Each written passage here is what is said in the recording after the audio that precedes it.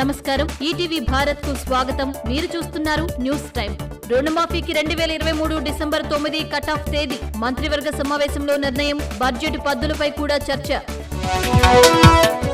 కాంగ్రెస్ కండువా కప్పుకున్న పోచారం. రైతుల బాగు కోసమే హస్తం పార్టీలో చేరినట్టు స్పష్టీకరణ. మాజీ స్పీకర్ సేవలు స్వీకరిస్తామన్న రేవంత్. పోచారం నిర్ణయంపై భగ్గుమన్న బీఆర్ఎస్. ప్రజల్లో ఆయనపై నమ్మకం పోయిందన్న గులాబీ నేతలు. క్లిష్ట సమయంలో ఇలా చేయడం సరికాదని వ్యాఖ్య. సింగరేణికి బొగ్గు గనులను కేటాయించాలన్న మంత్రి భట్టి. కేంద్ర మంత్రి కిషన్ రెడ్డికి ఇచ్చిన లేఖలో వెల్లడి. రాష్ట్రం ముందుకు వెళ్లాలంటే బొగ్గు అత్యంత అవసరమని వ్యాఖ్య.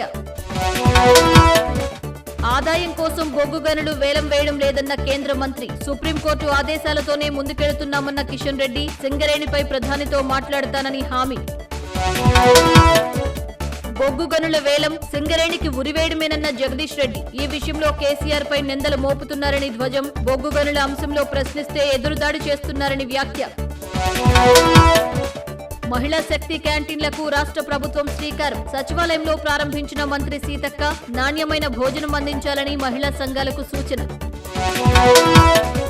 హైదరాబాద్లోని పలు ప్రాంతాల్లో వర్షం. రాష్ట్రంలో 3 రోజుల పాటు వానలు పడే అవకాశం. రేపు పలు జిల్లాల్లో భారీ వర్షాలకు ఛాన్స్. సగర్వంగా ఏపీ శాసనసభలోకి చంద్రబాబు ప్రవేశం. గౌరవ సభకు స్వాగతం అంటూ ఎమ్మెల్యేల నినాదాలు. నిజం గెలిచింది, ప్రజాస్వామ్యం నిలిచిందని ప్లక్కార్డుల ప్రదర్శన. అరవింద్ కేజ్రీవాల్ కు షాక్ ఇచ్చిన ఢిల్లీ హైకోర్టు. ట్రయల్ కోర్టు ఇచ్చిన బెయిల్ రద్దు చేస్తూ ఉత్తర్వులు. ఈడీ పిటిషన్పై విచారణ పూర్తయ్యే వరకు బెయిల్ ఇవ్వకూడదని ఆదేశం. ఇవి ఇప్పటివరకున్న ప్రధాన అంశాలు. మరిన్ని తాజా అప్డేట్స్ కోసం www.etvbharat.com వెబ్సైట్ ను సందర్శించండి.